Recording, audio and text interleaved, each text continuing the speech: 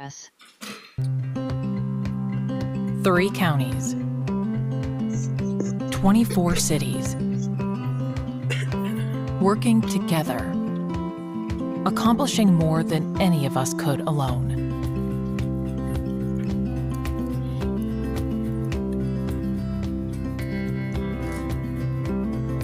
Whether your roots run generations deep,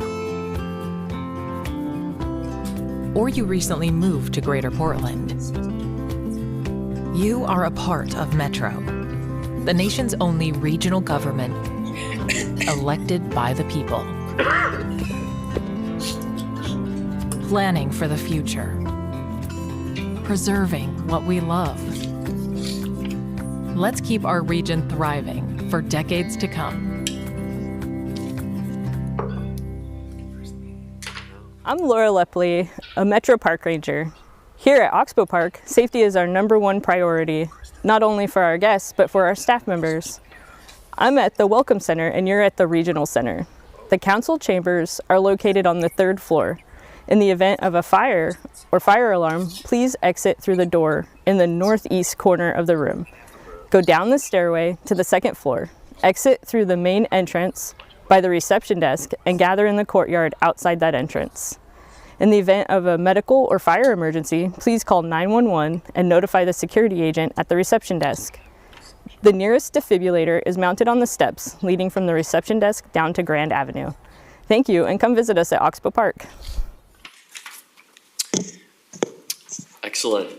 All right, everyone. Good morning. Counselors, I will ask if you haven't turned on your cameras yet to please do so.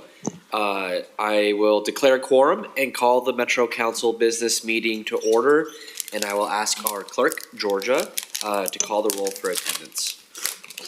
Absolutely. Counselor Nolan. Good morning. Present. Counselor Lewis. Present. Counselor Wong. Present. Counselor Simpson. Present. Counselor Rosenthal. Present. And Council President Gonzalez. President, thank you. So, colleagues, before we begin today's meeting, I would like to ask if you have any objections to a change I want to make to today's order of business. I propose that after public communication, we begin with item 5.1, resolution number 26-5617, which will be a short item. Our guest presenter, Senator Confam, has indicated that she is happy to accommodate this change. Essentially, we would be declaring the vacancy for the Metro Council District 4 seat, and then going on with our business. Yeah. All right, thanks. So just want to make sure, since it was publicly noticed, that we acknowledge that change. So I will now open public communication on non-agenda items. Georgia, if you could please describe the process for audience and guests, the procedures that we use for that. Yes, if you are testifying on non-agenda items, now is the time to do so. If you are testifying in person, please sign up by filling out a blue card in the back of the room and bringing it up to me. If you are testifying on Zoom or by phone, please sign up by using the raise hand function in the reactions or more menus, or by dialing *9. When it is your turn to testify, I'll call on your name or phone number. For those on Zoom, click accept to be promoted to a panelist. Your Zoom window will close briefly before you rejoin as a panelist, and you can turn on your camera if you'd like. If you are testifying in person, there are timers located at your testimony table, on the wall, and on the digital screen. Testimony is limited to 3 minutes. The timer begins when you begin speaking. Please state your name for the record before testifying, and you do not need to give your physical address. And Council President Gonzalez, I am not seeing any hands raised in the audience today, and I don't see any folks in the physical room. Okay, thank you, Georgia. So I will close public testimony, seeing no hands raised and no people in the audience today to provide public comment. So we will go on to our first resolution, which is resolution number 26-5617, for the purpose of declaring a vacancy in the office of Metro Councilor for Council District 4. As we discussed on Tuesday during the appointment process, Metro Council will consider today a resolution to declare a vacancy for the District 4 Council seat. The resolution and the staff report both refer to next steps in this process. which include an open application process and a meeting in District 4 that includes interviews with applicants, a public hearing, and a vote. The new counselor must take office by August 31st under Metro Code, but to ensure that the appointee is afforded the opportunity to join us this council at our retreat on July 14th, the interviews and public hearing are scheduled for July 9th. With those broad strokes out of the way, I will now introduce Kristen Dennis, Metro Council Chief of Staff, to answer any questions council may have or to provide additional context. Kristen. Thank you, Council President Gonzalez. Again, for the record, Kristen Dennis, Chief of Staff to the Metro Council. Everything was essentially covered in that update, but I'm happy to answer any questions that you have. Councilors, any questions? All right, pretty straightforward. Can I call for a motion on the resolution, please? So moved. Second. All right, so moved by Councilor Nolan, seconded by Councilor Simpson. Georgia, any additional discussion before we call for? No? Okay. Georgia, if you could please call roll. Counselor Rosenthal, Yay. Counselor Simpson, Aye. Counselor Wong. Aye. Counselor Lewis, Aye. Counselor Nolan, Yes. Council President Gonzalez. Aye. All right, thank you, Georgia. The vote passes unanimously. Thank you, Kristen, for your work on that. Next, we have a presentation, and I am going to have Councilor Wong do a bit of an opening to explain a bit of why we have Senator Confam with us today, and then I will give a short introduction for the senator. Thank you. Yeah, colleagues, as part of our commitment to culture change and collaboration, during my 3-month stint, we added more time to council sessions, and I thought this year would also be a great time to invite legislative colleagues from across the region to come and talk about kind of what they're interested in working on, their theories of governance, and how we can better collaborate. So we've reached out to a number of legislators, and we'll hear from them over the course of the year. I know Councilor Lewis, you had a list for us to consider. We're in scheduling for a number of them. And this is not on a specific topic, it's just general conversations with our legislative delegation, so we see more of them throughout the year. So that's the intent, and hope we have a great conversation. Yeah, I really appreciate that. I know it's been a priority for us to really make the most of the time that we have together. So thank you, Councilor Wong, Councilor Lewis, and everyone that's worked on this. So our opening presentation this morning, and for our series, the first presenter that we will have is an opportunity to welcome one of our colleagues in the Oregon Legislature to discuss shared policy areas for the Greater Portland region. We are joined today by none other than Senator Confam, representing State Senate District 23, which includes portions of Northeast and Southeast Portland and the J District. Senator Pham currently chairs the Senate Housing and Development Committee and also sits on the Energy and Environment Committee, Labor and Business Committee, and the Joint Committee on Transportation. I know we as a council are eager to think through how we connect with our fellow electeds in Salem and find areas for collaboration, innovation, particularly in housing and transportation. So I want to just sincerely thank Senator Pham for joining us today. For the first of what I hope will be many conversations with you and with state legislators with us. So Senator Pham, welcome. Thank you, Council President Gonzalez. Great to say that. And good morning, council members. I'm excited to be here. I am honored to be the first of hopefully a long line of legislators here to talk about how we can align between Metro Council and the state legislature around their regional vision for housing and transportation. So let's see, you can move to the next slide. So I wanted to provide this brief agenda, just an overview of the presentation I was hoping to do today. First, I wanted to make sure that you all understand my background, my values, and the sort of experiences that I'm bringing to this conversation as someone who's served in the legislature for over 5 years now, and as someone who, previous to my time in the legislature, has been involved in various housing, climate, and transportation justice movements and community organizing spaces. I also want to use this opportunity to pitch all of you on a sort of three-pronged approach to thinking about our vision for housing and transportation policy and what that should look like in this region.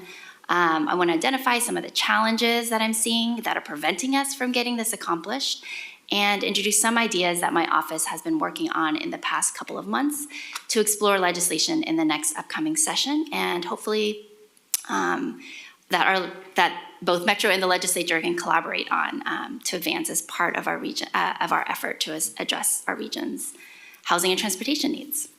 Next slide. Okay, so first a little bit about me. I am a longtime community organizer. I started out actually organizing bus riders as part of the Los Angeles Bus Riders Union. I have been organizing with APANO, the Asian Pacific American Network of Oregon, and OPAL, Environmental Justice Oregon.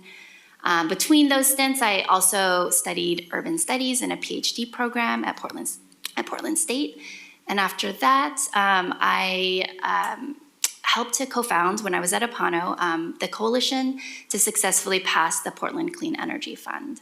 While I was also at APANO, I really led on a lot of advocacy around 82nd Avenue, and later continued that advocacy when I joined the state legislature in 2020, first as a House rep, and then in 2024 or 2025 as a state senator. I am the chair of the Senate Housing and Development Committee, and I'm also proud to co-chair the Joint Transportation Oversight Committee. Next slide. Okay, so before I jump too deeply into the weeds for housing and transportation policy, I wanted to just kind of set a big picture context for some of the things that I'm hearing and thinking about as a legislator in the conversations with constituents, with colleagues, and other regional leaders. This is definitely a moment of continued geopolitical uncertainty and, I would say, discontinuity. We're in the midst of a fundamental realignment between the relationship between our states and the federal government. It's really clear that Oregon and Portland can no longer count on the federal government for so many things that we used to be able to count on. We're also facing a situation of rising energy costs and increasing climate disasters. And it's just really clear that Oregon as a state and Portland as a region need to figure out how we're going to build our own infrastructure and our own institutions to provide some of that stability and safe harbor that we used to be able to count on federal support for. And we used to be able to count on a certain level of stable climate too that we no longer have. And so those are some of the forces that I'm thinking about as a state legislator about when I think about the kind of bills I want to pass and my legislative agenda. I'm also thinking about what does Portland's 21st century plan for economic development and prosperity look like?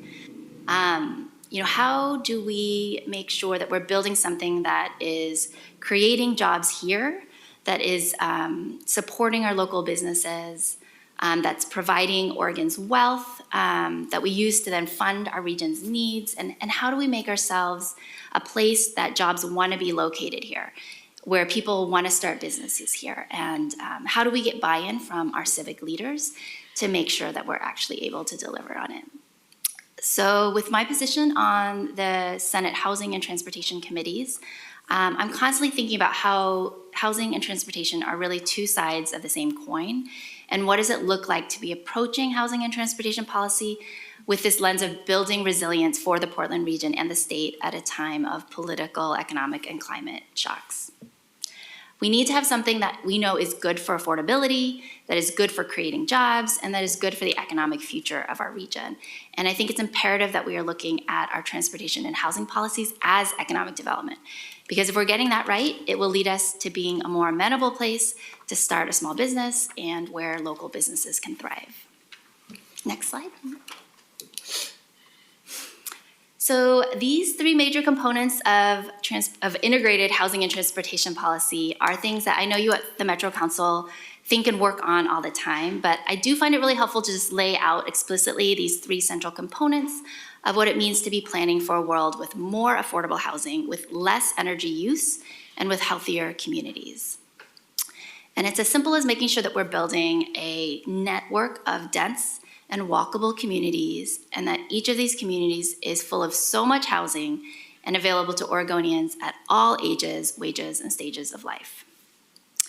And that each of these communities, chock full of abundant housing, are also connected by frequent, reliable, accessible public transportation, whether that's a bus, a streetcar, or whether it's light rail or BRT or commuter rail. We just need to be building this network so that everyone can get their basic needs met in a short walk. They can get their kid to school when they need to go to work. They can jump on a bus to go a few miles away. And just the entire community is set up so they have housing and transit and to get to all the places they need to go. And we need to be encouraging that this is the model for 21st century planning that is energy efficient, that is encouraging housing production, and that is really cost efficient in terms of leveraging our existing infrastructure. Next slide.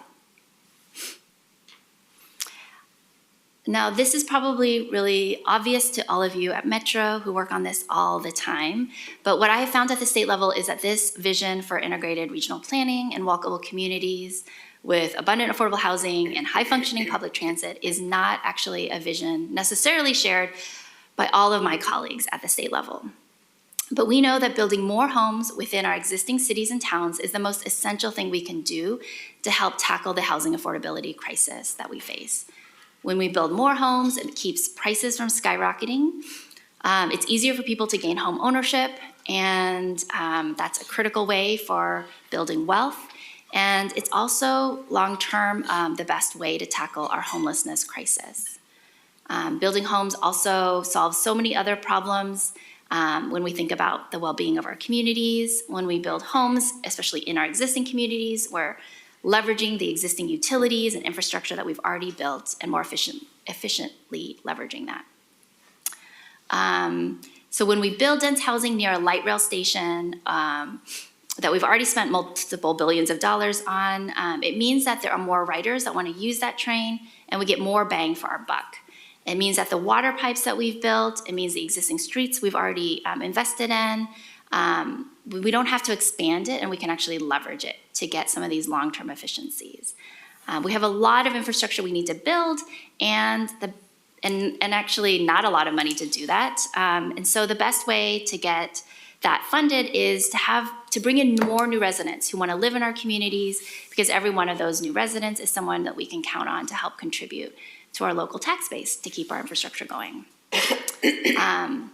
Obviously, there's also a lot of public health benefits to creating this form of community, from the cleaner air that comes from driving less, the exercise people get, combating social isolation, when people get a better chance to know their neighbors. We make it easier for people to access parks. There's just so much evidence out there that creating these integrated forms of community is healthier for folks. And as one of the fastest aging states in the American West, we need housing and transportation systems that are set up for people to be able to get around without having to own or operate an automobile.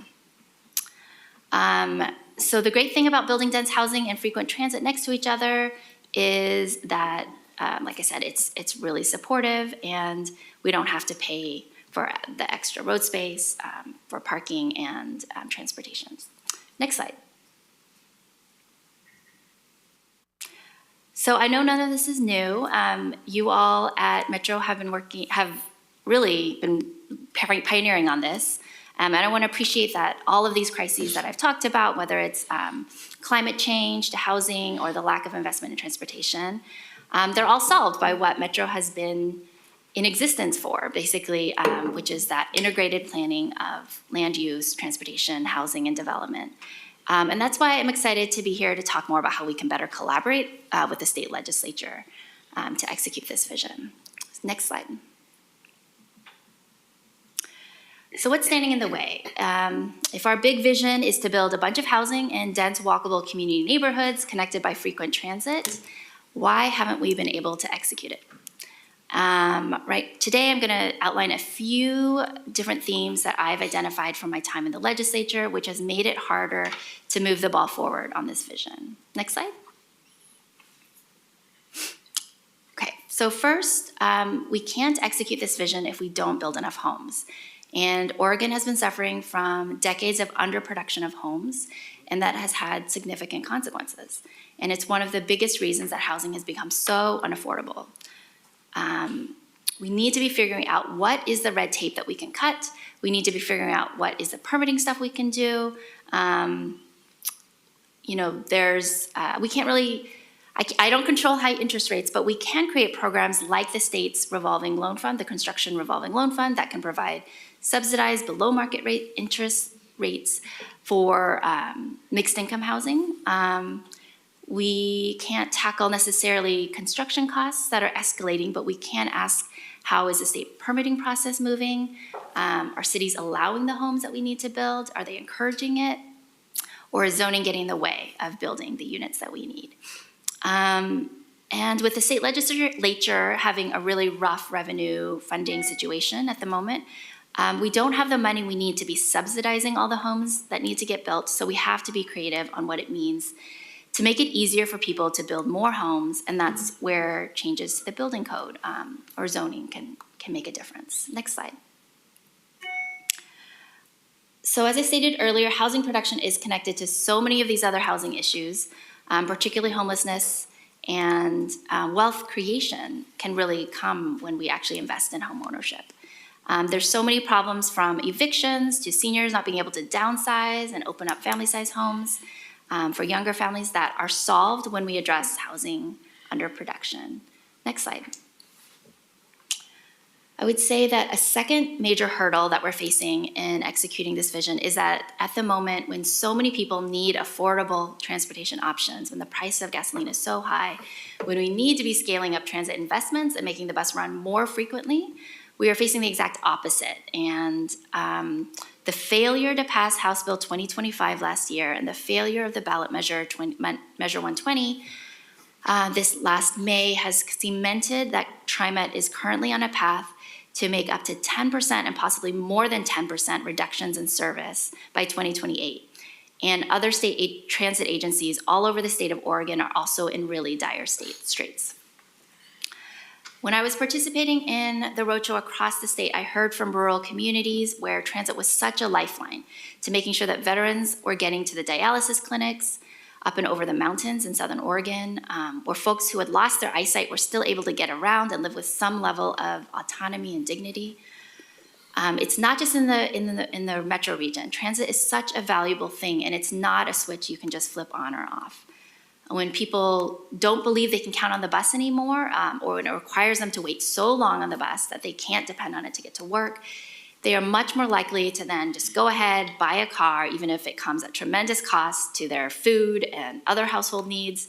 And then when we start running transit again, it's a lot harder to bring them back as riders. And so it's so urgent for us to find a long-term solution to not just restore transit, but to expand it. And we have to do it soon, because the efficiency of the entire system that riders depend on really is contingent on that. This is a cost of living and affordability issue. And we know that car ownership is just a massive pocketbook issue for Oregonis who can't afford the costs, from monthly car payment to parking and cost of car insurance and collisions and paying for maintenance, which of course is even made worse with the really sorry state of our roads and potholes right now. So I'll just really underline, this is a really bad time to be cutting transit service, and we need all of our elected leaders to be sounding the alarm. Next slide. And it's not just public transit that's hurting for revenue. The Highway Trust Fund is also continuing to dwindle. And once again, the failure of House Bill 2025 and Measure 120 put us in an even rougher spot. The issue with transportation is a little different from transit, though, that there is money coming into the Highway Trust Fund, but it is stable or declining at a time when costs are increasing. And so we really need to find ways to make sure that the scarce money that we're bringing in is actually going to the right place, and that we are in alignment about what our priorities are. So House Bill 2009 and 2017, which were the previous transportation packages, directed a lot of money to freeway mega projects. The legislature directed ODOT to build these really large projects costing multiple hundreds of millions and often billions of dollars, and therefore giving short shrift to all of the maintenance and preservation and safety needs. And that's happened over the last 2 decades, and unfortunately, the bill for those decades of disinvestment has arrived, and any transportation package that we do must prioritize the coastal bridges and the mountain passes, and making sure that we have ODOT crews that are ready to respond to a traffic crash, a landslide, or a wildfire. And our inability to do this impacts not just the state transportation system on our major interstates, but also numerous ODOT orphan highways across our region, including Barber Boulevard, TV Highway, and McLaughlin. And of course, our local jurisdictions are also keen and really have made it very clear they need us to preserve the 50-30-20 split. But because the numerous mega projects that ODOT is pursuing because of the state legislative direction, all of our transportation dollars are really fiercely fought over, making many legislators want to seriously consider taking away money from local jurisdictions. And last thing I will say, which isn't often talked about, is because ODOT is lacking in staff capacity because of multiple cuts and limited resources, they have significantly shrunk in size over the past few decades. And it has led to an over-reliance on private consulting firms and consultants who are planning these projects and don't necessarily have an interest in keeping costs down. In fact, there are incentives to actually stretch out projects and keep the payments going, and that is playing a significant role in driving these massive cost overruns. As chair of the Joint Transportation Oversight Committee, I invited some academic researchers who are transportation experts on this, and they came in and talked about how this is happening in state DOTs across the country, where these state DOTs are losing staff to the private sector, then they hire these private sector consultants, and then once the first dollar is in on these big projects, we are stuck throwing money at these projects because no one wants a halfway finished bridge or road project, and even though we've blown far past the amount and it's doubled or tripled or even quadrupled, we're just stuck having to move money away from maintenance into these projects. Next slide. Okay, so these are some of the 3 overarching problems that I see and some of the challenges that I've identified. But fortunately, we have some solutions, or at least I wanted to offer some ideas for how we could actually address this. And these are kind of ideas that I'm exploring for the 2027 legislative session and the 2027 transportation package. And I think there's a lot of opportunities for us to work together with Metro. So next slide. Okay, so first, if we're trying to build as many homes near transit as possible, we have to make sure that cities are zoning so that home developers can build the homes that we need within a short walking distance of transit. This is a bill that California has been trying for almost a decade to pass, and luckily they just passed it this October in 2025. And the Washington legislature also just passed a bill in 2025 as well. So both of our neighboring states have now said that every city has to ensure that if a city has high-capacity transit, they need to be ensuring that residential property within a certain distance must allow for neighborhood-scale apartments. Oregon could do something similar, and ours would actually be even easier to set up administratively because we already have our existing Oregon housing needs. Every city is on a timetable to show the state of Oregon that they are zoning for allowing more homes in each community, as every city needs to do their share to make sure that they are ready to grow and help us tackle this huge housing shortage that is really driving our housing crisis. So I'm looking at a bill that would say that if a city has high-capacity transit, when they're going through the ONA, the Oregon Housing Needs Analysis process to get approval, they have to demonstrate that within a certain distance of these transit stations, it is legal to build neighborhood-scale apartments. These zoning laws were based on outdated racist paradigms on urban planning to keep out Black and brown and low-income communities, and creating a state-level direction that every city must allow more homes near transit is one really excellent way to direct new housing growth into neighborhoods that will make sure that no city is able to undermine our responsibility to put housing in neighborhoods where people want to live. And people want to live near transit, and we shouldn't make it illegal, especially when we've spent billions of dollars already on this high-capacity transit and light rail. I know this is going to be contentious, potentially. Many neighbors who live near a light rail station and some cities may not want to be told what to do by the state about their local zoning code. But I think that Metro is in a unique position to lead and help us come to this consensus that building more homes near transit is in line with so many of our goals. Next slide. With a very constrained state budget, I'm also looking at ways to accelerate housing production, from building code changes to make it easier for elevators and staircases, to looking at how the Treasury, we can direct more Treasury investments to housing, and just looking at more innovative housing models. I think there's a lot of ways that we can kind of streamline and accelerate housing production. Next slide. The next big idea that I think we need to be emphasizing that I would say not all of my colleagues in the legislature share is my belief that transit is a critical social infrastructure that we have to be investing in. And I need the region to be speaking in a unified voice to my state legislative colleagues that transit is a non-negotiable, essential component of the transportation package.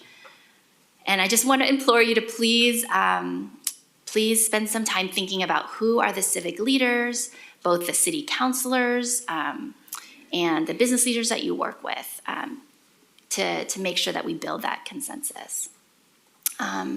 Next slide. We also need to be building state capacity. As I mentioned, a lot of our state transportation agency is not sufficiently funded to be able to do this and to effectively keep projects scoped.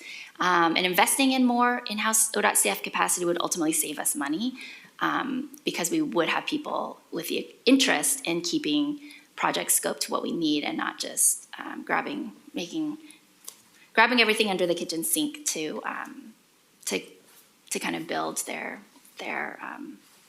basically the invoice.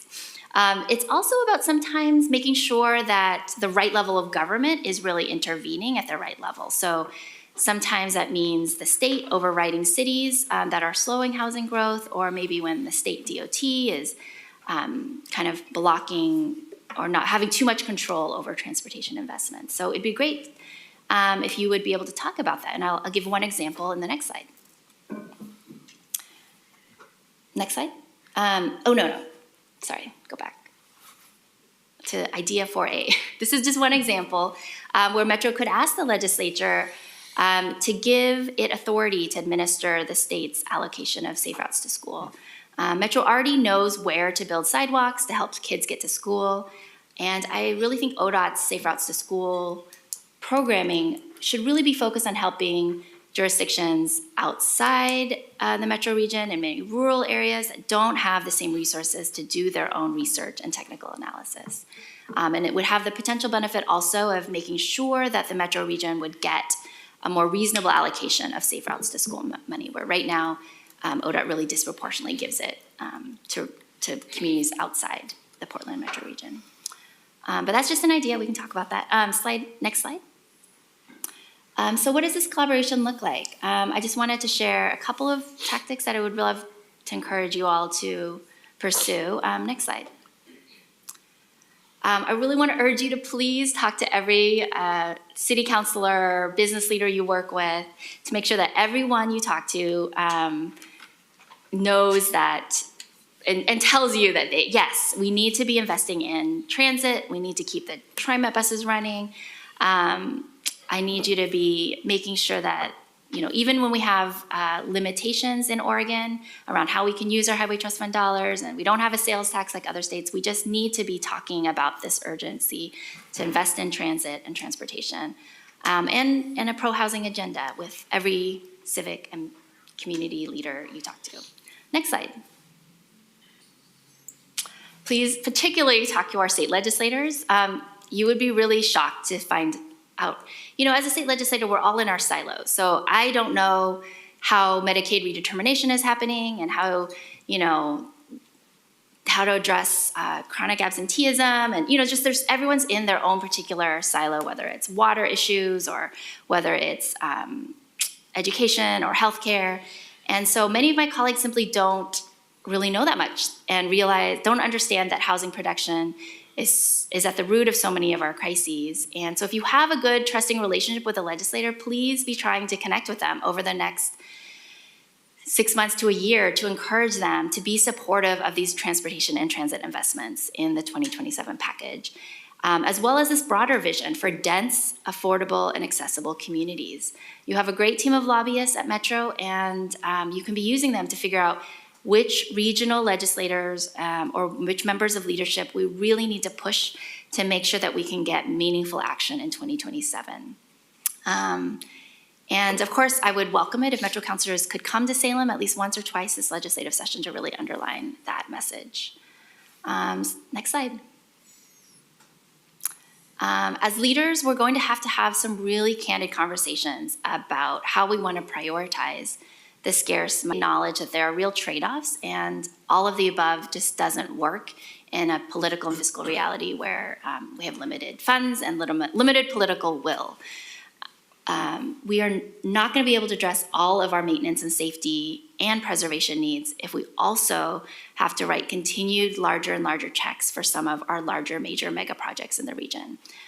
Just as one example, there has been over $500 million of public funds that have gone towards consulting firms for both the Columbia River Crossing and the Interstate Bridge replacement over the last 15 years, and we still haven't begun construction. That's $500 million that we could have used on other projects in a much smaller scale all over the region and state. So I think it's really critical that we really grapple with this question of how do we as leaders in the region make tough decisions and responsibly steward public dollars, acknowledging the implicit trade-offs. We can either fund all of our maintenance stuff and then limit the new expansion mega projects, or we can finish all the freeway mega projects, but then we have to defer maintenance on all of our existing roads and bridges, potentially indefinitely, which will end up costing us 10 times more when we have to replace a road that we could have just maintained. Or we could do both, and then we have to raise twice as much money from Oregonians. It really needs to be spelled out, and a lot of our conversations have not really provided that opportunity. So as we look to fund these mega projects, like the now $15 billion IBR project, it's really a ripe time for regional pressure to right-size these projects in a manner that will allow us to deliver what we need, our original purpose, without bankrupting the state and jeopardizing our ability to deliver on other basic regional needs. Next slide. And with that, I'm excited to engage in more discussion with all of you on these ideas. And just in closing, I wanted to share something I always remember that Winta Johannes said. She said a big part of her job is convincing people with power that they actually have power. And as elected leaders, we do have power. And I'm excited to work with all of you on Metro Council to tackle some of these challenges and to build the political will that we need and the coalition to advance this vision. Thank you all. Fabulous. Thank you, Senator Pham. Colleagues, this is going to be an opportunity for us to just engage with discussion, good back and forth. So if you could raise your hands or just signal, and let's get a good chat going. No, Councilor Rosenthal. Sure. I'll start out. I appreciate you coming very much, and you raise a bunch of issues. I have a couple of comments and then maybe a couple of questions.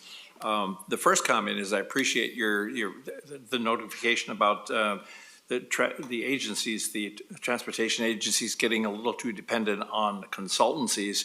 And I think that's true because they haven't had sufficient staff, but I think it's also been a habit, and I've been involved in a couple of projects where I think they've gotten a sort of a culture of relying too much on consultancies, which sometimes raise the cost. So I think that's an interesting issue. And the other one I think you pointed out, which I think is true, is that perhaps, in my view, not necessarily, I'm not representing the council, I think perhaps Metro has not maybe taken up all of the roles that we need to do in working with the legislature on things, because the region we represent is greater than 50% of the state, and we represent some of the largest problems and some of the largest populations and transportation issues. So perhaps we have, there's more that we're doing, and we're trying to do that with the regional housing coordination strategy, with the regional transportation issues and so forth. the two questions I have today, I was attending the West Side Economic Alliance, and they were talking about housing as very appropriate. And they had two complaints about the legislature, and I'm just going to pass them on and see if you want to comment. One comment was, was that there's been so many changes in regulations lately, and some of it prescriptive, some of it opportunistic, coming from the state, that both the private entities, private funders of housing have not been incentivized to move forward because they have trouble keeping up with the changes in regulations and all the modern, some of the restrictions that are going on. And you've heard that from some of the smaller cities as well, to which Metro has. One of our housing things is to try and provide more support for the cities, especially the smaller ones that can't do it themselves. So that was one complaint that the legislature has added, keeps changing the rule book, and keeping up with the rule book is a disincentive sometimes. And the other one, which I had not heard before, was that there was some feeling among some of the providers that the legislation's protecting tenants has gone so far as it's made the system somewhat cumbersome, which again disincentivizes people from building rentable units because of some of the situations that a lot of renters find themselves in.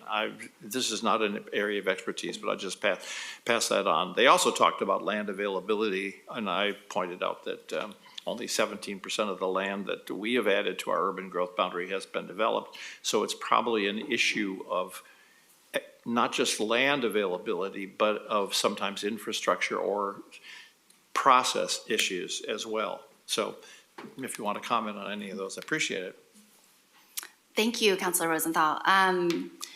So let's see, I would say about the changes in regulation, I think it depends on what kind of regulation. I would need to hear specifics. I would agree we need to streamline permitting. And we actually recently in 2025 passed a bill, SB 974, that does permitting shot clocks to ensure that that we're not hindering housing development by extended, drawn out permitting processes.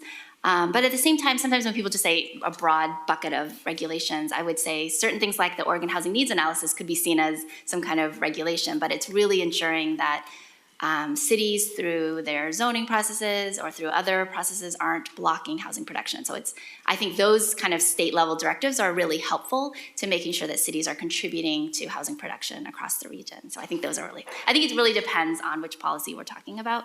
And I would agree with you in terms of when it comes to land availability. I think investments in infrastructure are really key, and I'm looking to the state legislature to be helping to fund that, again, in a constrained funding environment, but that's a top priority for me as Senate Housing Chair.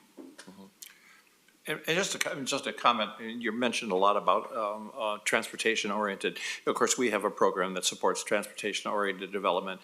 I mean, obviously, one of the problems is that some of the low-hanging fruit properties that are available, whether it's through a potential land banking and so forth, aren't always exactly at the transportation nodes we want. So that's a complex issue, but we have, and with a lot of work with TriMet and with ODOT, we're continuing to work on ODOT on properties that are close to transportation, and it's really a key component of what we try and do. Yeah, I really want to lift up the collaboration with Metro, the 82nd Avenue Transit Property Acquisition Fund along transit has been really successful, and I hope that could be a model for land banking across the region and the state. Just again, looking for more investments, but I'm a proud champion in the state legislature to continue to invest in that. All right, thanks. We'll go to Councilor Lewis, then Councilor Wong. Sure, thank you so much. Thanks for being here and joining us and kicking off our series. Want to pick up where Councilor Rosenthal left off, talking about transit-oriented development. With your idea around state law to incentivize the proper level of apartment building near mass or rapid transit. I'm curious if you really mean rapid transit, because in my quick calculation, there's only 7 cities across the state that have rapid transit. It's all within Metro or Eugene. So if you want to have statewide ripple effects, I think we might want to better define what you're going after. Or else maybe it's a square peg round hole issue and it's actually that Metro and our cities that do have mass transit should be working on that, and it may not be a state level issue. So, yeah, I would definitely be open to considering. I'm really looking to Washington, California, but you're right. I mean, if Metro is interested in passing, it may be easier to pass if we limit it. Sometimes I've been able to pass things and say, oh, it's only for the Metro region, if it makes it easy. Yeah, I mean, it's us and Eugene that have Right. rapid, and everybody else just has regular transit. I was so- thinking mostly just rapid. Okay, yeah, okay, cool. And then wanted to switch over to the housing objectives. And the one that I have a bit of a cautionary flag around is more Treasury dollars into housing investments. As of a couple years ago, our state treasury had over $700 million invested in a housing portfolio spread across several different funds. Funds that I think are actually pretty counter. Yes, they're housing investments, but one of them is investing only in luxury housing. Some of the South Waterfront development, which I'm glad it happened, but these are not the kinds of housing investments I think you might be trying to spur. Another one of the funds is taking advantage of portfolio of senior housing, and I don't think that's how we actually want our government dollars investing. So when you're looking at more dollars, I'd actually say better dollars and investments that create the return you want. So that's just my flag of caution on housing investments. Yeah, thank you. This is an area I'm still researching more. I mean, it comes a lot from constituents who are also raising, who are scrutinizing treasury investments, and highlighting that currently the Treasury is investing in GEO Group, which is investing in kind of immigrant detention facilities, and so they're really calling for like, why is it in private equity firms and all this stuff, and so people are saying, why aren't we investing locally? And I think one of the distinctions is, and I'm still trying to learn, but is the rate of return that's expected, whether it's an equity or a bond, and the rate of return for when it's equity can be. What you're saying, I think you're saying is it's driving investments that lead to rent increases in certain senior housing developments.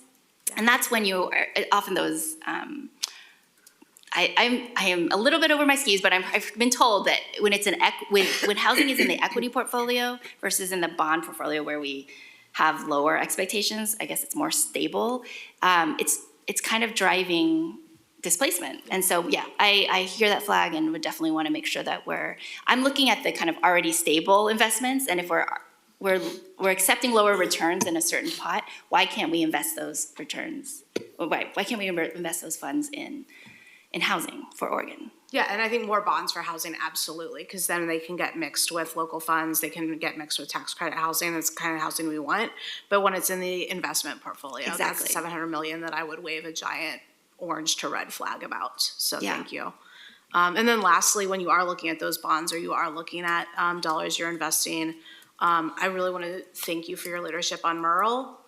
Incredible that we got that through in one session. Tillamook's the only place where it's actually got signed agreements. There are other cities that are a little skittish, but I want to encourage them to apply. My concern there is it's just yet another example of housing investments not being proportionate to where people live and where we want people to live. Because of the $50 million in the first funding, 10 go to rural. And rural is defined through like ArcGIS of like actually rural. Do we actually want that much housing in rural, or do we really mean small cities? Do we mean counties that aren't the tri-county area? So be careful with your use of rural there, because $10 million of investment, like not in the city of Tillamook, but like in a suburb of Tillamook, I don't know if that's what we were intending. Rural counties, yes, but like I clicked through the map and it's the ArcGIS, it's in the blue, it's not, like we're red. And I get that you're trying to say statewide needs to benefit, but make sure you actually see Bend, make sure you see Medford getting Right. their share. Yeah. That's a really helpful flag, thank you. Yeah. I think overall, that's something that you and I have had this conversation before, making sure that OHCS recognizes that the metro region already houses and serves nearly half the state's population, and we never come anywhere close to that in our proportion of state funds on housing. We're That's what I'm hoping disadvantaged. this We're series. disadvantaged for having invested ourselves. They say they've got their local bond, they're gonna be fine. Yeah. No, we're paying more, we should get the, more. the proportionate amount. Yeah. Yeah, Thank you. yeah, thank you. Oh, thank you so much for joining us today. I'd be interested in, and this didn't really come up in your presentation, but like, what are you hearing from your constituents on the kind of linked crisis that we're in for housing production along with homelessness? And, you know, at Metro, we're thinking a lot about, you know, those two crises. And when we ask for help from the state, it doesn't seem like there's a unified approach to the homelessness crisis. And I think different legislators are taking it from different perspectives. It might be through, you know, OHA and healthcare, or it might be for mental health, it might be for housing production, but what would it take to really like create kind of a unified state response to that crisis? And, you know, I think for us, as we think of our legislative agenda, we want to be really clear of the resources that we have, that the local jurisdictions will work on, you know, permanent supportive housing or shelters or whatnot.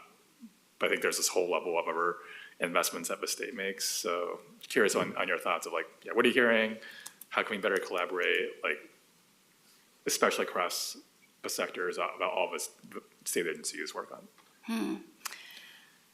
I mean, I would say the state legislature believes we should have a multi-pronged approach, and so that's why they invest in multiple strategies. But again, I don't think we also understand how an all of the above approach doesn't always work for us too. So in the last 2025 legislative session, to pay for more shelters, which many legislators felt from their constituents was a top priority, it meant we cut by 80% the eviction prevention rental assistance dollars, which are critical, I would argue, to preventing more folks and households from becoming homeless. And I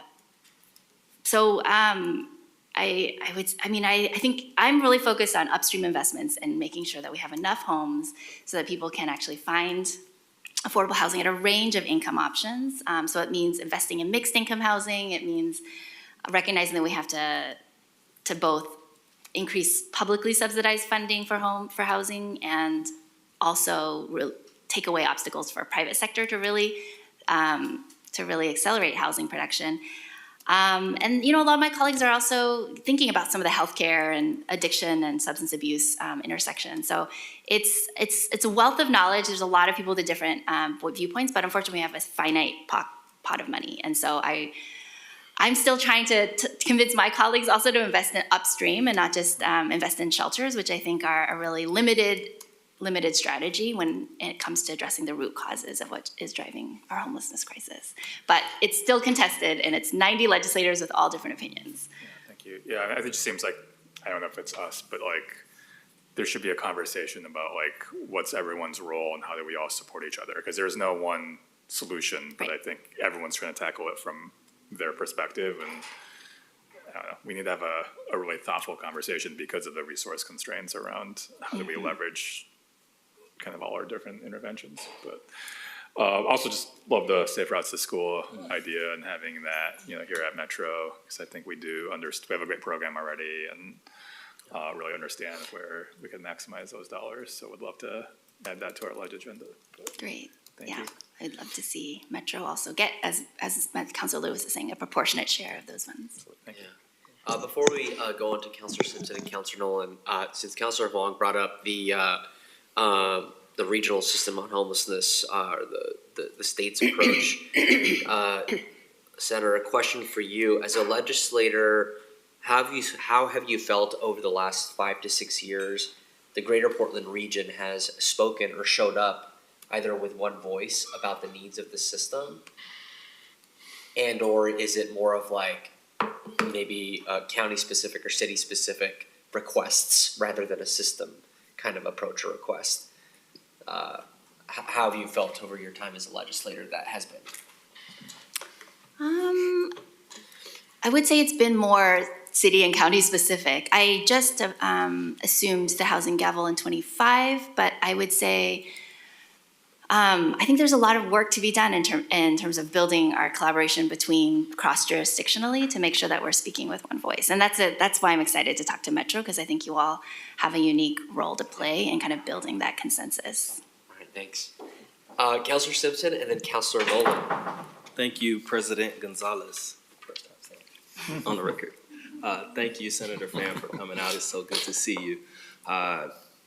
I think about the good work we've done together on the past on orphan highways. I hope you revisit the bill you introduced to the orphan highway bill to help them get transferred over across the state, because we still have many like Sandy that need those kinds of improvements. I do want to uplift your safe routes to school. Yes, that should live here in the region. I agree with my colleagues that we should get the appropriate funding levels so that we can do the appropriate planning and implementation of that. On the TOD, or Transit-Oriented Development Bill, I sit on that, I chair, Councilor Rosenthal chairs, but I sit there with him, and I agree with him on those principles, but I think that overall, that is a good move to step into. I guess I have another question too, or really a suggestion around transportation funding. I've looked at other states like who do projects and they set aside, every project has to set aside a percentage for federal match. Is that something that we could do so that we can start to shake down some federal dollars as we think about big mega projects or even small projects, right? Like a percentage needs to set aside some local match for federal funding. Because we did have a transportation measure here in the region. It did not pass. We didn't have a local match to go after the IIJA or IRA dollars. And I really think that put us in a hole, because now we are 2 transportation packages failed, one through the legislature and one on the ballot. And I'm really concerned about our transportation right now for the state. And I'm really curious to hear, outside of us going and lobby folks, we lobby people all the time, our peers, our colleagues across districts about transportation, but what's different now? What am I telling them? What is the goal for 27? How are y'all gonna attack? Because people are looking for what that package is gonna look like and how they're gonna support people in our communities. And we are looking too. Yeah, I mean, that's what I am hoping we can have a conversation about, and I'm asking for your help in really explaining to people that investment in transportation is actually a cheap investment. I mean, it's when we think about the cost to your car, if you can't get to your job and you have to buy another car, or if you get a broken suspension because of the potholes, the amount of money that we're asking for a gas tax or whatever form it comes in is a smart investment. And I would welcome your ideas about how to better message that. Clearly, we need to do a better job at messaging and building the narrative. I would say when it comes to the federal match, I am hearing that we cannot count on the federal government. We are currently facing a situation where even for transportation grants, we're being asked if we as a state honor gender affirming care or the rights of trans people, and a transportation road project grant is at risk if we can't affirm something which goes against our state's values. And so I really want to urge all of us to recognize that we are in a new political moment, and we can't depend on the same funding sources that we used to depend on, or at least for the foreseeable future. And it's important for us to build our own resilience to that, which means building our own infrastructure, whether it's looking at our own state treasury investments, or whether it's looking at, I don't know. I think all of us though we're so, especially at the transportation level, we've been so focused on the federal government funding things that I think it's gonna take us some time to figure out how we build our own institutions, but that's a worthy conversation to have, not just for transportation, but for housing, for SNAP food benefits. One reason we're in such financial crisis is we're suddenly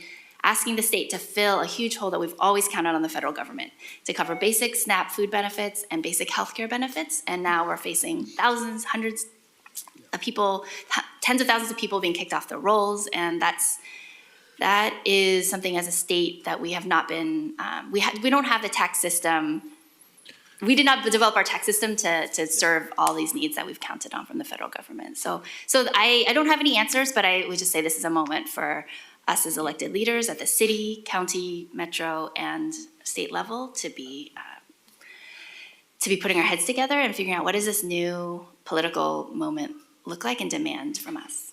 Yeah, no. I agree with that. I appreciate that response. You know, if we're gonna get out there and lobby on transportation on behalf of the state, like for me, like having a clear pathway forward where we're going would be great.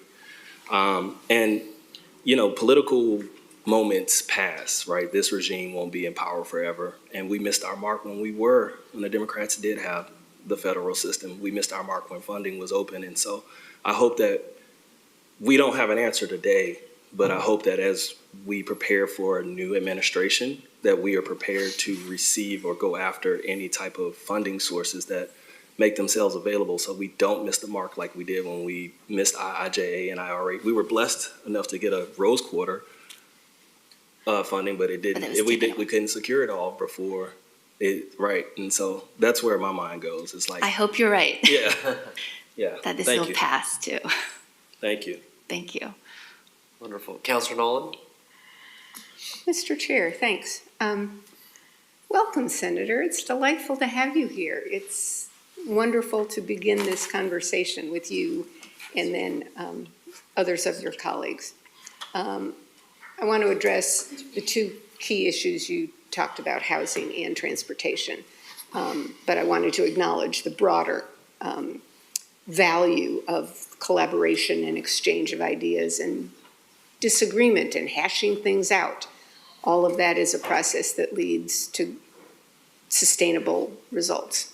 On housing, I really love the focus you have put on streamlining or making consistent zoning and building construction code requirements in the local jurisdictions that administer those.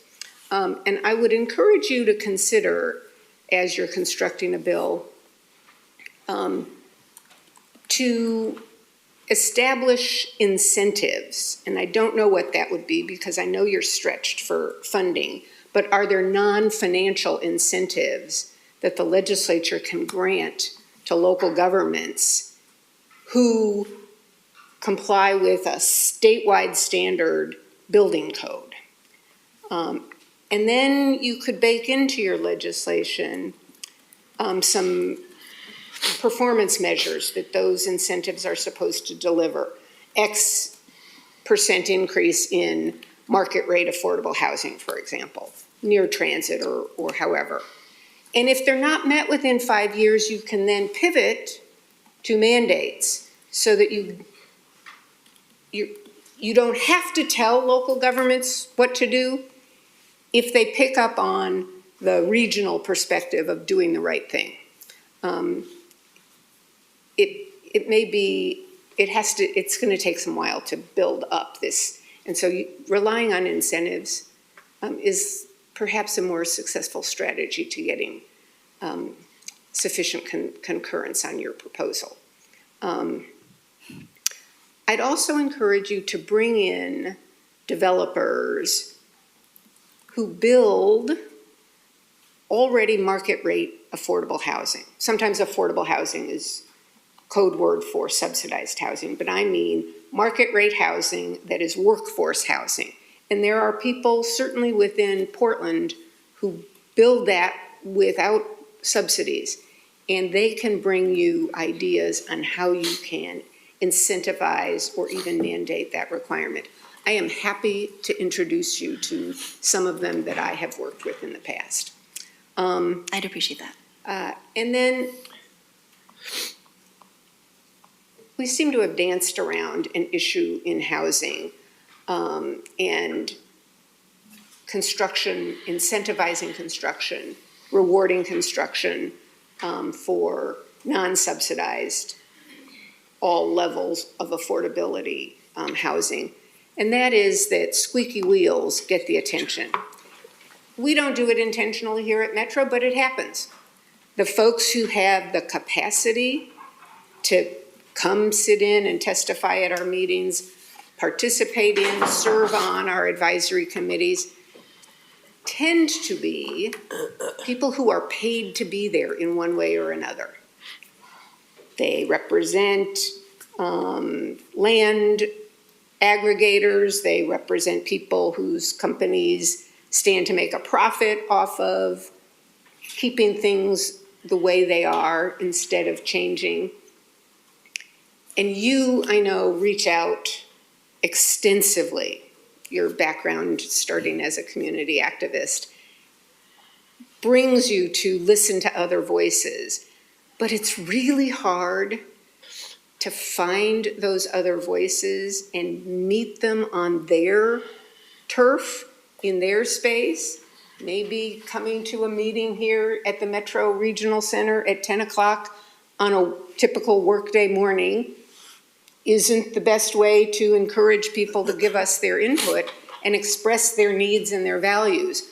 So another encouragement is just, while the folks with the deep pockets and the expensive lobbyists have valid, or at least have the right to be heard, finding ways to talk to the family who has 2 full-time workers struggling to save a down payment for a home that they can own and use for their retirement. It's harder to find them, but that's who we should be serving. That's who I want us to serve. And we're working on that, and we've got some change in the way we approach that here at Metro that's under development. The only one I am aware of with the legislature is to go out and listen to people, is that the Ways and Means Committee does a road show. Transportation, actually, I'm sorry. Transportation did that with respect to the measure.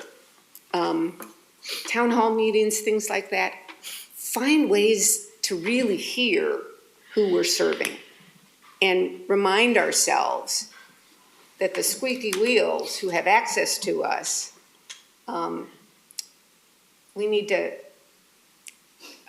consider what the incentives are behind their testimony. If I might, Mr. Chair, transition to transportation. Please do. Something that has occurred to me and I was a bit stunned with is I was actually driving back from Salem one evening and there was some kind of crash on I-5. And the entire highway was backed up for 5 miles. And the next day I called some people I know at ODOT and I said, so whose job is it? Whose job performance at ODOT hinges on the smooth operation of the system?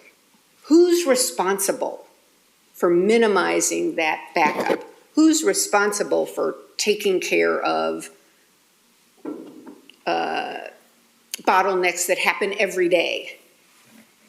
And I talked with 3 people pretty high up in ODOT and no one knew. No one had that as part of their responsibility. So they're measured by building big projects, they're measured by spending lots of money on road crews, but they're not measured for results. There's a little bit of tension, I'm sure, between the legislature and the Transportation Commission and the governor about who should be setting this, but you could certainly start conversations about it so that that team, the leadership at ODOT, has in mind that their job isn't just to build things, it's to make them work well. On that thought, as we've had before Metro, several of the mega projects you referred to recently for our inclusion in the MTIP and other projects. In the details of those projects, we discover that the standard for building highway lanes, mega projects, is that we should have capacity to meet 100% of the peak traffic on that stretch of road. And I think this is another conversation you could bring up and put in front of people. What are the trade-offs? If we were satisfied with 90% and we understood that those who want to travel in this particular 90 minutes of the day should not wag the dog of the entire system. And that gets tied to something I think that you and your colleagues could do without ruffling too many feathers, is to direct ODOT to authentically and aggressively pursue non-capital solutions to congestion. Instead of spending $2 billion on the congestion at I-5 and 84, how about we approach the metropolitan region, and particularly the truckers, freight, and major employers, and figure out some way of investing in stretching out that peak demand. So instead of having, I don't know how many hundreds of thousands of vehicles it is in 90 minutes, have those 100 and some odd thousand vehicles pass through that intersection over the course of 3 hours or 2.5 hours.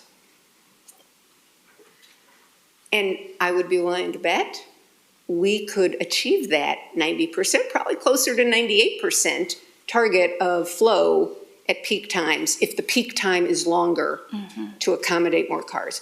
You think this way, and I've been impressed as long as I've known you in how you put all those pieces together. I'm suggesting some, and want to tip my hat to you, applaud you for asking the questions that need to be asked. And I personally am happy to support anything that you're pursuing in those directions. Thank you so much, Councilor Nolan. And I agree. I think congestion pricing is a really critical solution. And I think it's actually now enough time has passed. And I have talked with several Clackamas County leaders who have said they would be open to considering it as long as it wasn't in Clackamas, just like targeting Clackamas County, but was more looking regionally. And I don't know, I defer to Councilor Lewis, but I think it recently talked to somebody at JPAC who was actually expressing an openness to, if they were talking about IBR and the diversion that's inevitably going to happen once IBR is tolled up to $4 during peak hour, the congestion on the Glenn Jackson Bridge is going to divert people to local roads and surface streets in Clackamas County that, and they were open. They were open to, as long as it was tolling the Glenn Jackson Bridge and not Bernathi. I feel like time might be right to reopen the conversation on congestion pricing. And I'm not hesitant about congestion pricing. I believe that it serves an important role in both managing traffic and also funding improvements. But I was referring to non-financial incentives with businesses. Non-financial. If we had the critical mass to engage employers in conversations about what they could do to shift their hours so that they help mitigate or stretch out that demand without tolling, although complemented with tolling would really secure it, and I'm not suggesting that we can do it with just one alone. But there are lots of examples, particularly in European cities, that again, I'd be happy to show you, where they have collaborations. And City of London in particular has fabulous collaboration with their business community to stretch out the peak demand. They also have transit, which I support you entirely in emphasizing. Our planet needs it. Our people benefit from it if it's done well. Yep, there's multiple community benefits. I took the bus here this morning, and I regularly do.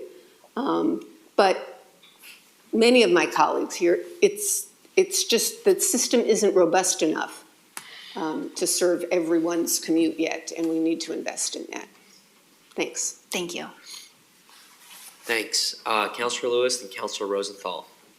Sure, thank you so much. Picking up exactly where Councilor Nolan left off, the transit trip from my house here to Metro currently takes a little bit over an hour and 15 minutes. And my line is getting cut. It's one of the 6 in my district. I'm sorry, can you say that again? Oh, my line is getting cut. It's one of the first 6 in my district to get cut. And I say that because I'm sad to see it go, but then I put on my logic hat and I understand why it's a line that needs to get cut. Because when you look at price per ride, we might as well be ordering me an Uber XL instead of putting me on the 135, because it costs more to drive me in that bus than the fanciest Uber you can order. So that's a problem. But what I wanted to ask you to pontificate on, and maybe we're not gonna come to a conclusion today, but our work at the legislature has always focused on having transit ride the coattails of the larger momentum around transportation.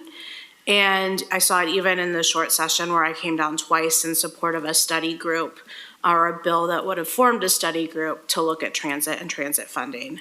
And then as soon as we saw the governor was appointing a larger transportation task force, that bill promptly died. Is it smart for us to continue to have transportation as one of 4 or 5 subgroups within the larger transportation package? Or should we be focusing energy on pulling transit aside and having transit legislation be standalone and not part of a larger bill?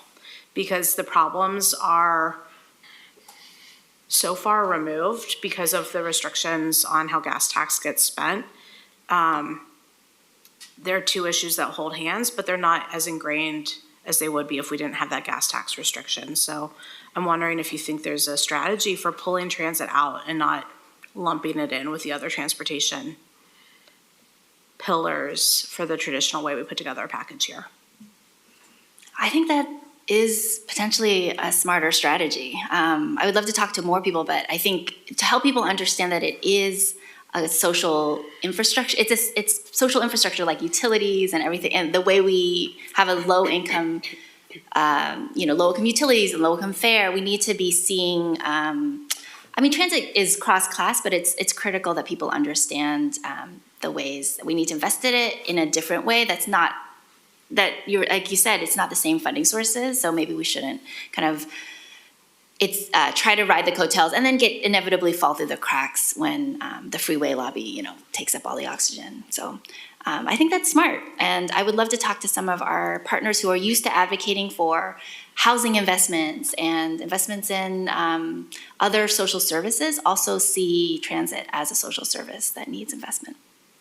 Thanks. Thanks. Councilor Rosenthal? Thanks. President Gonzalez, I appreciate that.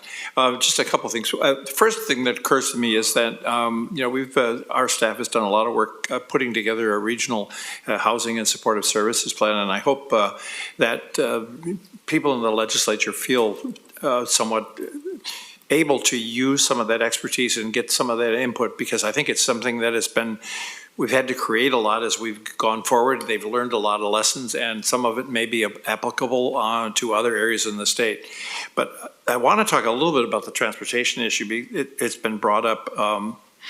It's a significant issue, and this is sort of a story of unintended consequences, and something that I'm not sure we could have avoided, but maybe we could have. As you know, the legislature gave ODOT direction to toll 205 and the Abernathy Bridge as necessary to pay for large-scale projects. And the ODOT took that literally and did it relatively, shall we say, focused and, shall we say, hit the hornet's nest, and with spectacular but unintended and not productive consequences that we just recently have seen some of the result of. So I guess my question is, considering that that congestion is a regional problem, our transportation issues here with the big projects, and we have many big projects that are critical both nationally as well as locally, would there have been a more regional approach that could have addressed some of these issues rather than a specific focus on one particular road project, which as you know, Clackamas County felt they were being singled out and this was not appropriate. And how does the legislature, considering all the different interests, how does the legislature even try and bring that into their perspective? Think about a region as a whole and say, we need a special approach to deal with some of these larger issues. Thank you, Councilor Rosenthal. I think that's where Metro has such an important role to educate legislators too, or support me in educating my colleagues.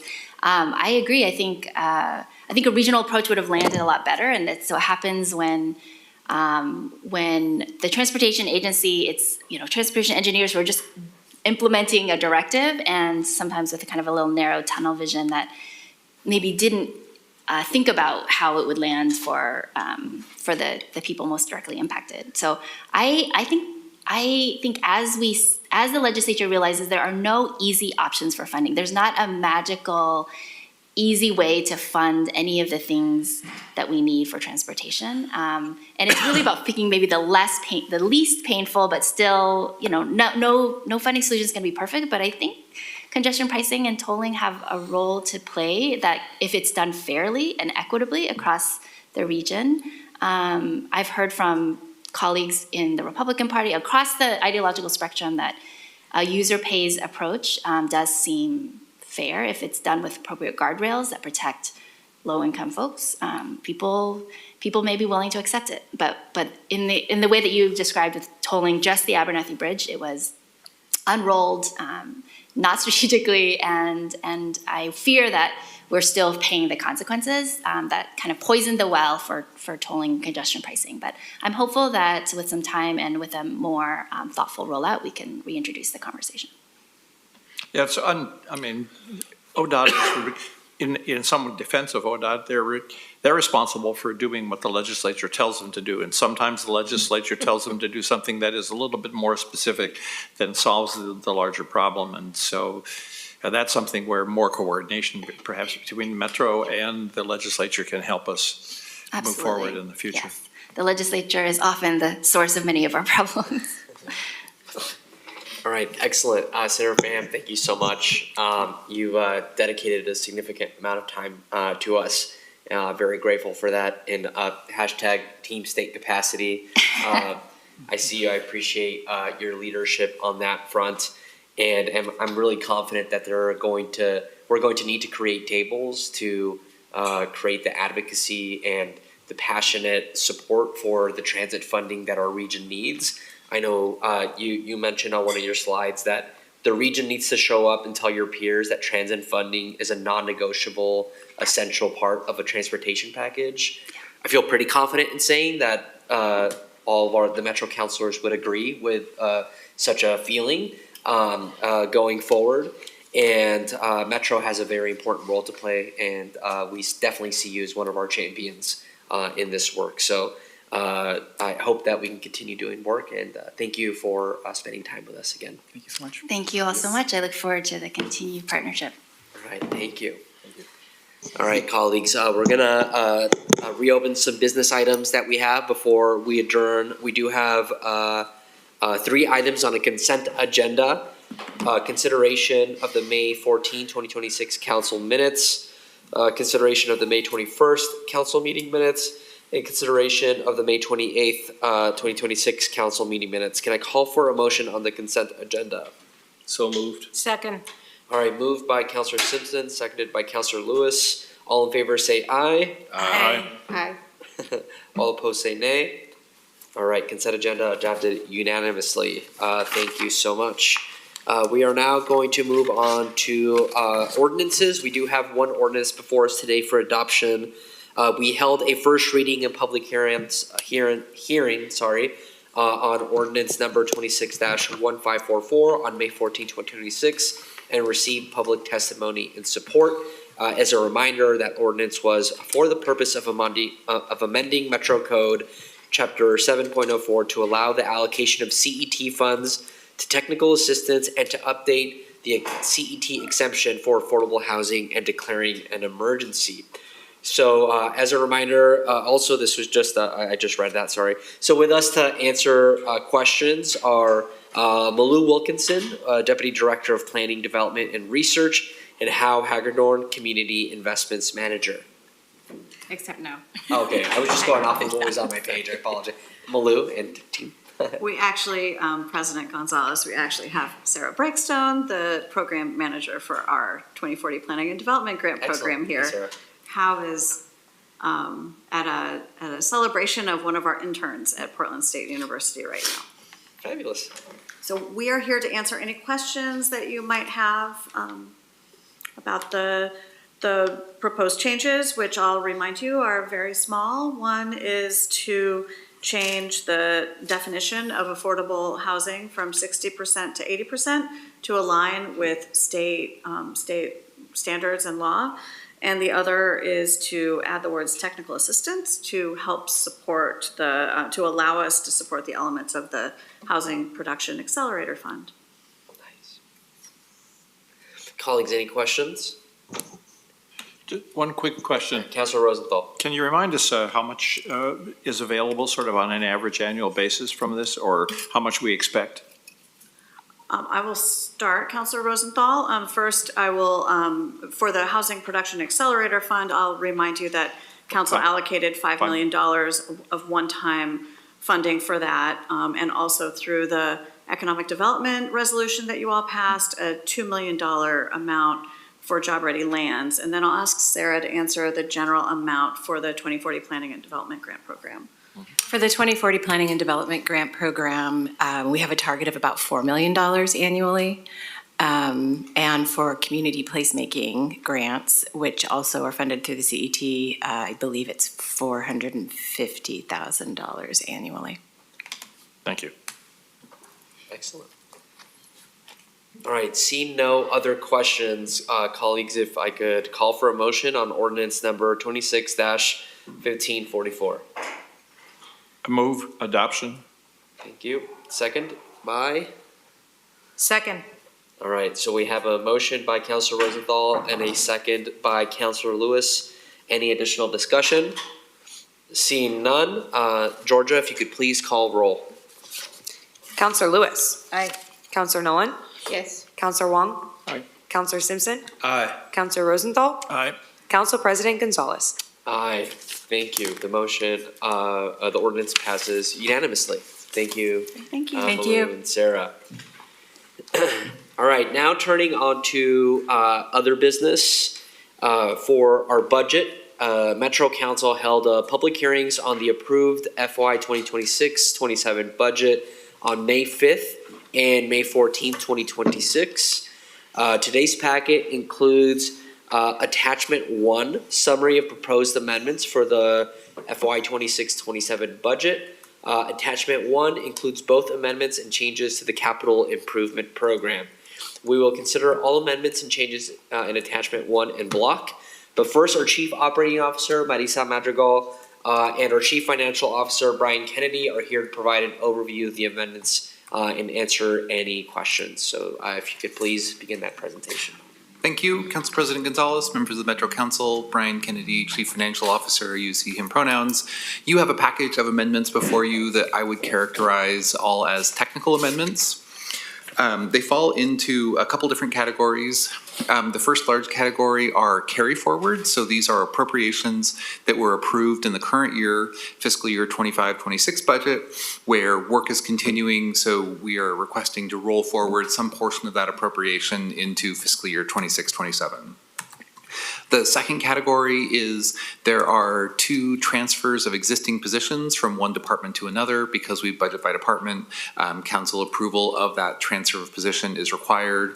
And then the third major category are amendments to the Capital Improvement Program. So there are a number of projects that are moving between years. There are some projects being added, some projects being removed.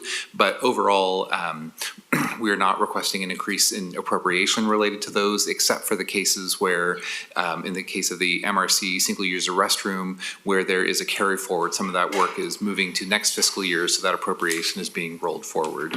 But otherwise, I would describe all of these as technical amendments, making adjustments to the fiscal year 26-27 budget that came in after the budget was proposed to the council earlier this year. And with that, I'm happy to answer any questions. Thanks, Brian. Marisa, anything to add for you? I did just want to point out there is one amendment, a request for carryover from the capacity building grants. For various reasons this year, we were reviewing that program in light of the current federal environment. And so that program is funded in an ongoing way. So it is funded with ongoing funds for next year, but this year's funds we are requesting to carry over. We have two options for spending that funding that I think is exciting and gets it into the community, which is the intent of the original funding. Option A, or door one, is to just put that into our community placemaking grant program and have that partnership with DEI and our planning department. Option two is a variation of that, and we know that there are always more requests for funding in that program than are available. Option two is to also work with planning in partnership to fund community engagement, community placemaking, but with a future vision focus and an artist focus. And if council is amenable to approving the amendment to carry that over, we can come back and talk more about what it would mean for both the future vision and the council's recent resolution on art and artists. But we have some, I keep looking over here because planning was just here, but they left the room, so excuse me. Oh, you're there, I just can't see you, hi. But we have some pretty inspiring thoughts for how we can get more artists involved in the future vision and potentially build some partnerships with arts organizations and engage them in the future vision as well. So, and would love your feedback now on if that sounds appealing. If so, we can come back with more detailed information as we implement. Thank you, Marisa, for that explanation. Colleagues, do we have any questions or comments on the action before us today? Councilor Huang? Thank you, President Gonzalez. My question is on the amendment number 839. It's the largest one that's also in red. It adds $14 million to the Expo Center Capital Improvement Plan, and I'm trying to understand the underlying kind of like pot of money that's coming from. I also see $1.5 million for future debt service. So can you explain, where that $14 million is coming from? Because that's the biggest change I see in the list of amendments. Councilor Wong, that's a great question. So as you recall, when Marisa and I presented the proposed budget back in April, one of the things we highlighted was identifying up to $1.5 million in ongoing general fund to support debt service for investments in the Expo Sports Pivot. So we have identified that funding source in the budget, but we had not added the project to the capital improvement plan, the larger Expo Sports Pivot project. So that's what this amendment to the CIP is doing, is recognizing that project in the capital improvement plan.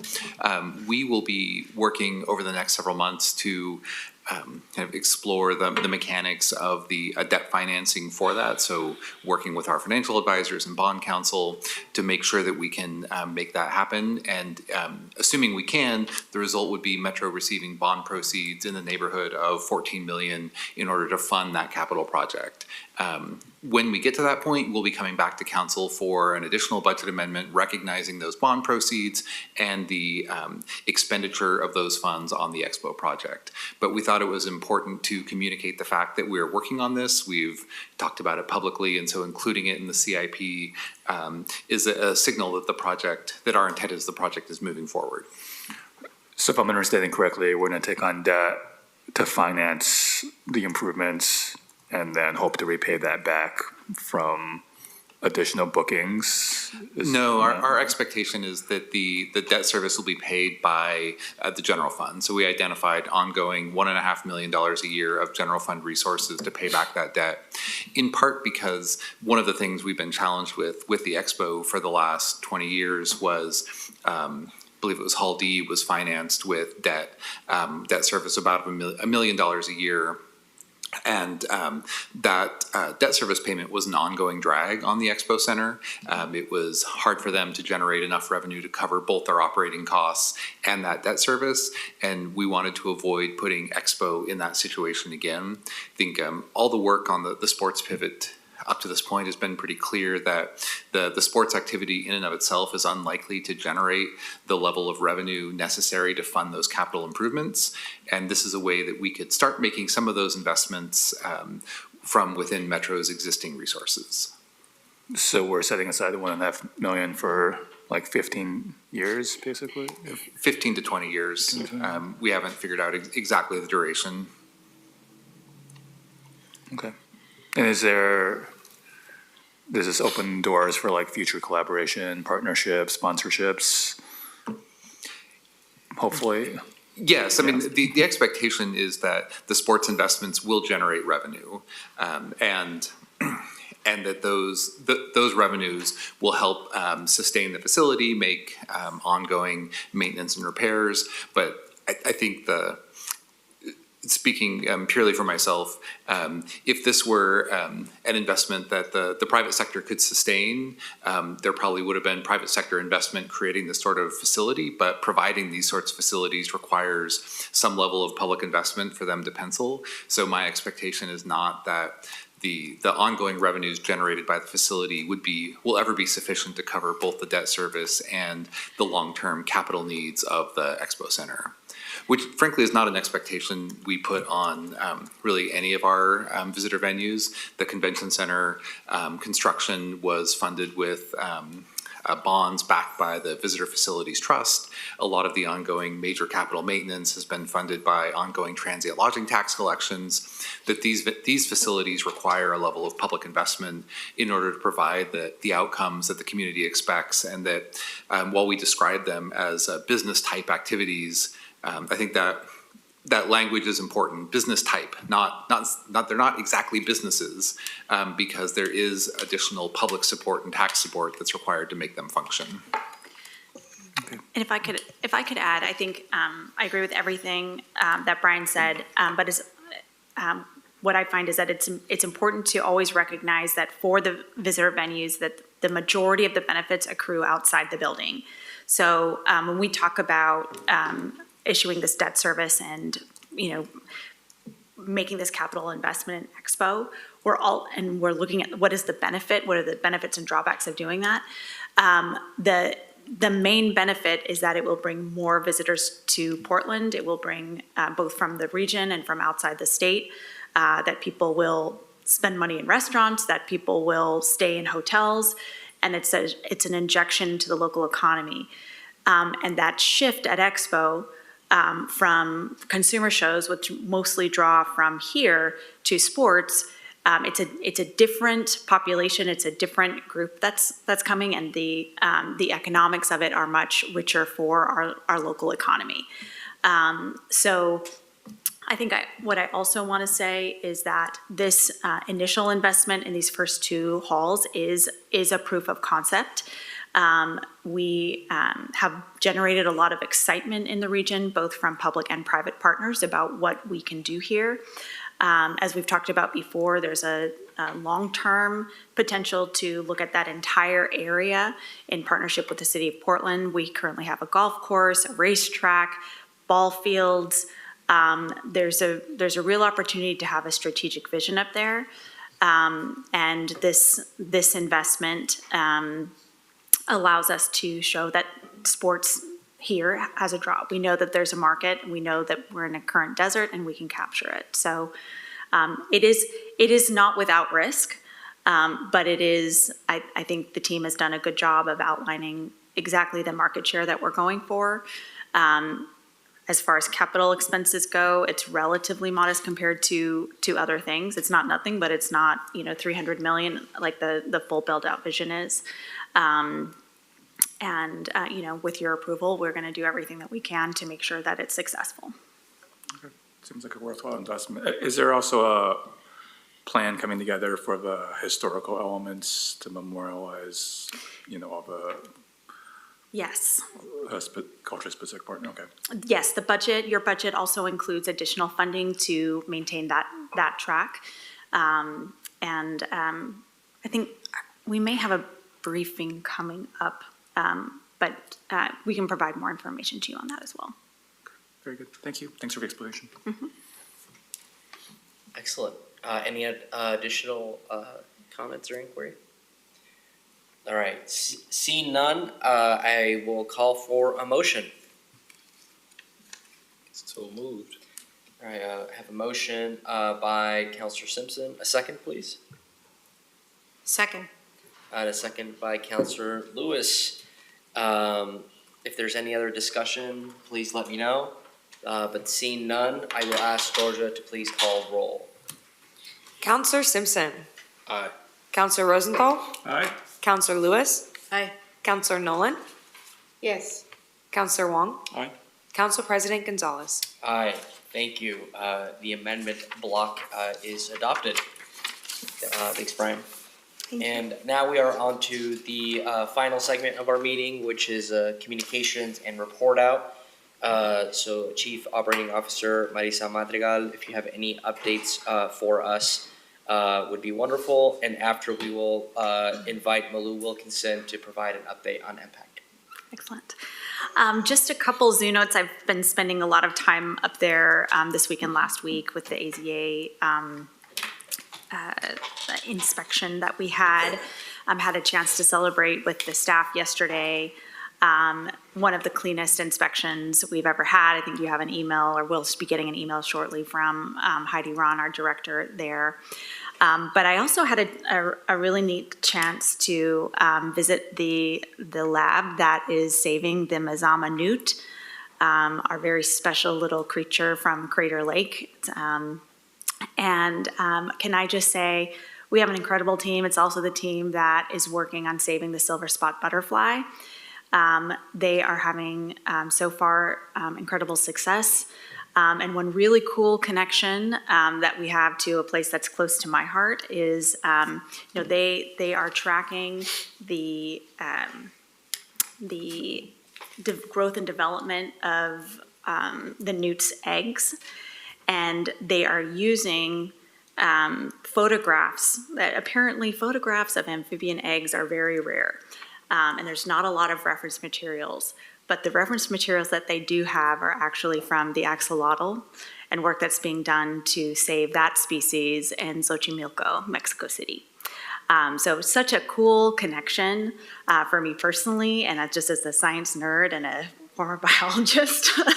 I just wanted to share the work that they're doing is world class. It's incredible, and we have so much to look forward to in the groundbreaking scientific achievements that I believe they're going to make. And it's worth pausing and reflecting on that. So that's my report from the zoo. Thank you. Yeah.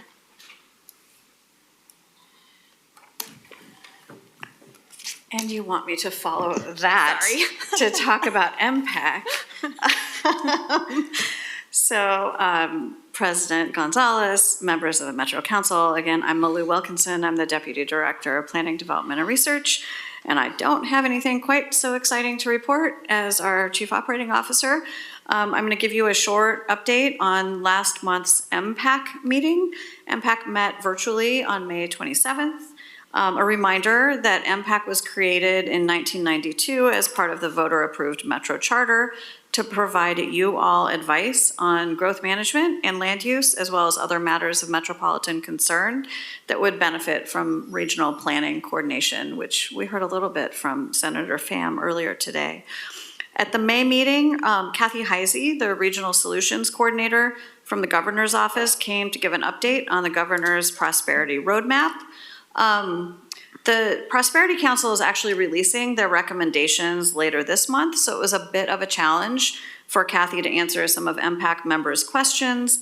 The MPAC members were really engaged, and they're very interested in how those recommendations from the Prosperity Council will help support economic development in their communities. So I look about economic development at MPAC over the rest of this year.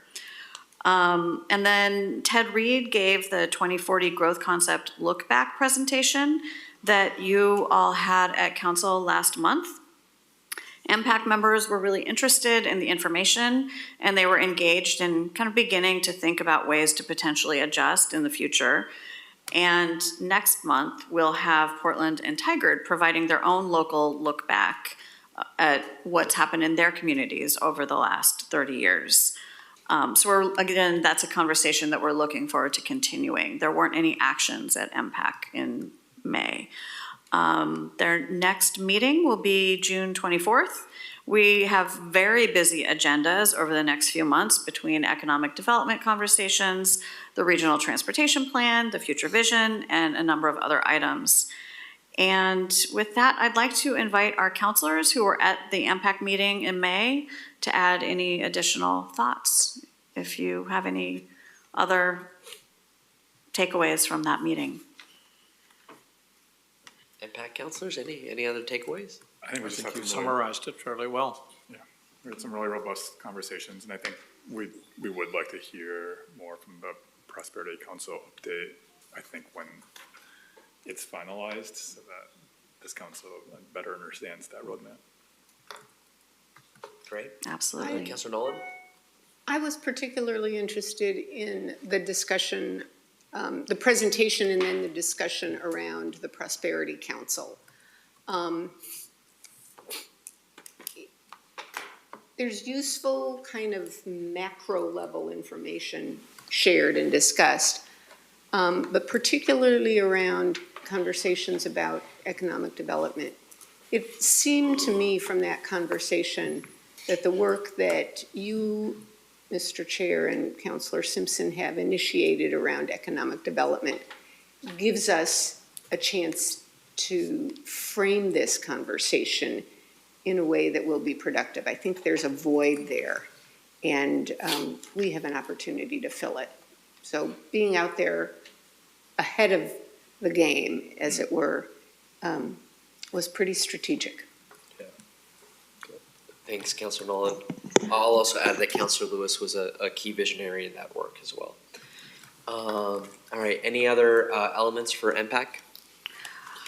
One other small thing that I'd like to add related to MPAC is, or related to the 2040 Growth Concept Look Back, is that earlier this week, we had an equity panel looking back, that our Chief Operating Officer facilitated a conversation with 3 experts from our region, JT Flowers, Nolan Leinhart, and Professor Zapata. It was, I thought, a really interesting conversation. President Gonzalez and Councilor Wong were there, and it's one of a series of both looking back through different lenses, and that was through the equity outcomes over the last 30 years, but it's a series of conversations that we're going to be having as we move through the future vision and getting towards updating our policies to achieve the vision that we're hoping for. So I just wanted to actually put out a plug if you didn't get a chance to listen to that. It is recorded, and we're happy to share it with you. And thank you for reminding me. It's been a very busy week, but that was a highlight. And as I've been reflecting on it, I mean, the conversation was very broad. It kind of took a bunch of different paths. But one of the most impactful things that was said, I think, was by Nolan Leinhart in response to the question, you know, how do we make sure that people aren't displaced? How do we make sure that more people have access to, you know, homes and jobs and green spaces? And he was like, build more housing in places that already have that. Like, yes, yes. I mean, I think a lot of times we sometimes think, oh, we have to like recreate the whole thing. And if we can figure out how to build more and better, and where we know we have amenities, we're opening up opportunity to more and more people. And that is, I mean, it is in alignment with the growth concept about trying to, you know, concentrate development, you know, along corridors and go up, not out. But there was something about that just really, really clicked for me. And it was him in particular also said, you know, it's worth going back and looking at the areas that haven't developed in the ways that we've wanted and trying to understand what happened there. And why didn't they develop, and why, you know, why were our forecasts there off? So it was a great conversation. Thanks, Manisa. All right, we're going to move now to counselor communication. Colleagues, if there's anything you would like to share with the group, please do. I see Counselor Lewis and then Counselor Rosenthal. Sure, thank you, colleagues. I am excited to share that we broke ground yesterday at Clackamas Heights, which is a really significant investment, $17+ million of our housing bond alongside the Housing Authority of Clackamas County on Housing Authority-owned property. Multiple generations have already lived at the site, but we are reinvesting in it 200 units of cottage cluster housing. So really cool in Oregon City on Front, which you may recognize as a street you've passed as you've visited Metro South or the Home Depot. So that was cool, threw some dirt in the air. And I want to thank the housing team for all their work making that one possible, because even though it has fewer partners than some of our other housing investments, 200 units of cottage clusters that are being built out in a wave or phase while we've had to relocate other residents or existing residents is a lot of different compounding challenges. Also want to share a few other things. Tuesday afternoon, I represented alongside Rachel Lembo and Andrea in our council office, this agency at the City of Portland's Future of Large Scale work group or task force. That was the final meeting of that body providing recommendation. And the question at hand was, do we even provide a recommendation, or do we just compile all of the notes? I spoke pretty loud that the mayor asked us to advise him, so we should advise him. And we came with a consensus letter really saying a closure is unacceptable, so there has to be a path forward for the PSU. PSU may need to adjust the size of their auditoriums, may need to do some additional work to scale their investment. But there is not a path forward to have years of closure at Keller. Then later Tuesday, I went to the RTC, which, as a reminder, is the MPO of our friends to the north in the three-county area in Southwest Washington. And they had their MTIP amendment for Interstate Bridge. And I just want to raise that Mayor Ann put forward a motion that would have moved forward some additional language around light rail all the way to Evergreen. It was probably providing some technicalities that were challenging to technical experts. The motion was soundly losing. I always vote last. Somehow Lewis normally should be in the middle, but I was at the end. So I saw it going down, and I just want to say, for the record, I voted because Mayor Ann has been a good friend to Metro. Her idea is right, and to have a leader from the city of Vancouver fighting harder than anybody else in the region, frankly, even than us, for light rail, was worth standing up with her. So I voted with her on a losing resolution that would have added some additional language around making sure light rail gets to Evergreen. That said, it did not prevail. It went down in a heap of flames, but the MTIP did move forward. And I had one other thing that I was going to report back on, and it's totally escaped me. But the RTC meeting felt really important to share back with you as well. Thank you. Thanks. Councilor Rosenthal. Thank you, President Gonzalez.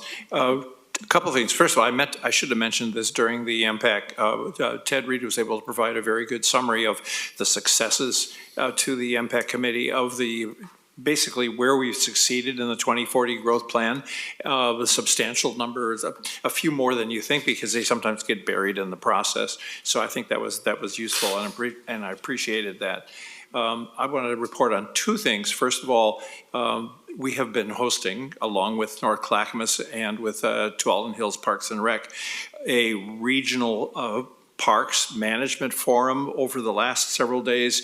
I went to the Jenkins Estate the other night, and it's mostly a practical how-to with people from a number of states and a bunch of different cities throughout the country to talk about how you manage parks and what the challenges are and so forth. So that was a nice event. Their closing event is this evening at the zoo. That's one thing. And then also I wanted to report one more thing on the West Side Economic Alliance meeting this morning. They talked a lot about housing, and I was able to remind them that we have the regional housing coordination study, and that we are doing, there was some discussions about TOD developments and about other aspects, and I was able to remind them of some of the elements that we're dealing with brownfields and TOD development, and to also invite any additional feedback that they wanted to provide to us, to the council, on coordination on this aspect. So it is something they're concerned about. There was presentations from Bienestar and also from Windsor Land Group, which does development. So people are paying attention. Excellent, thanks. All right, two quick updates for me.